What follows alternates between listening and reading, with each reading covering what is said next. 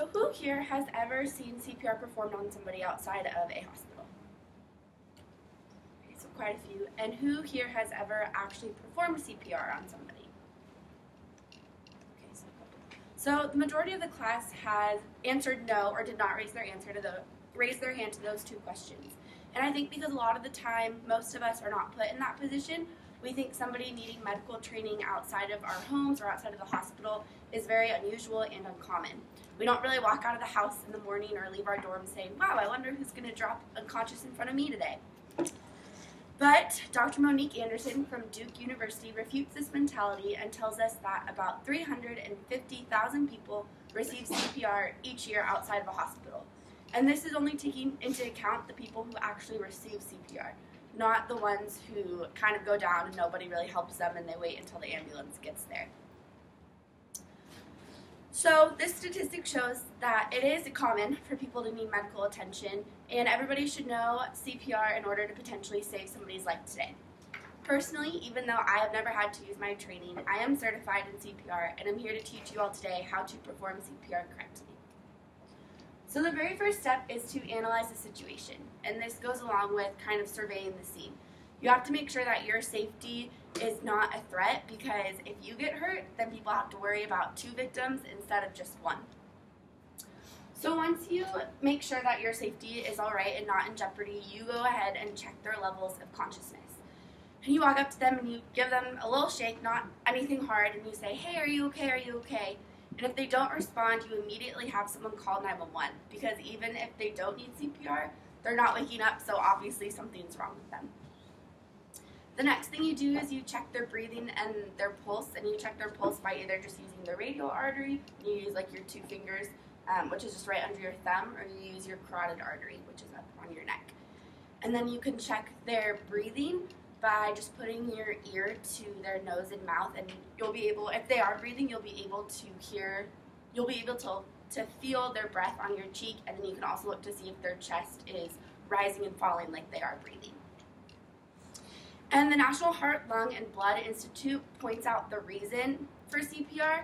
When somebody needs CPR when they don't have a breath and when they don't have a pulse. And this is because the blood from their heart is no longer pumping to the rest of their body, and so their vital organs and their brain aren't receiving any oxygen, and so they begin to shut down. So what CPR does is you actually are pumping the blood out of your heart, out of the victim's heart, into the rest of their body.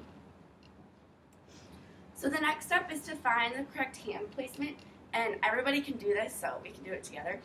You take your middle finger and you find like the outside of your rib,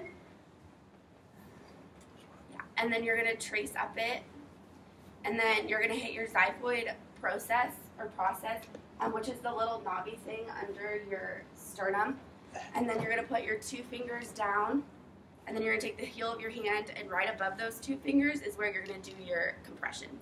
And how you do your compressions is you just take your non-dominant hand and you interlock your dominant hand over it, and you'll use the heel of your compressions while in your, the heel of your hand while in your compressions.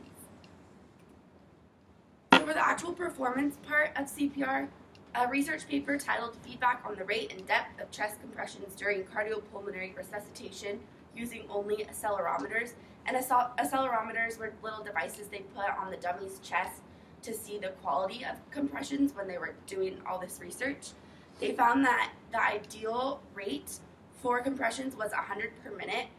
And this is kind of, I don't know how many of you have watched The Office, but a lot of times they use the song like staying alive, do, do, do, do. That's the tempo of the rate of compressions you should be doing. And then the research paper also states that your compression should be about 2 inches deep. And that means you're expected to crack their ribs, but if you do crack the ribs, you keep going, because a couple cracked ribs isn't really anything compared to losing your life. And then the Mayo Clinic talks about the actual breathing part of the CPR, and so how you breathe into them is you do a head tilt, chin lift, which is illustrated on the screen, and you just breathe into them twice, each lasting a second, and your ratio of compressions to breath should be about 30 to 2, so for every 30 compressions you do, you should do about 2 breaths, and then you reassess their breathing and their pulse every 2 minutes.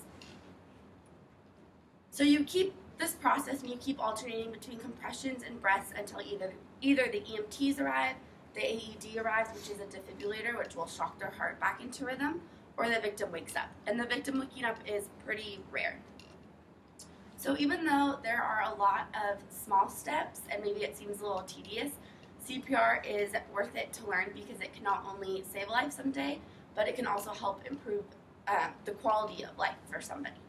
So that is why I taught you all how to perform CPR today. Thank you.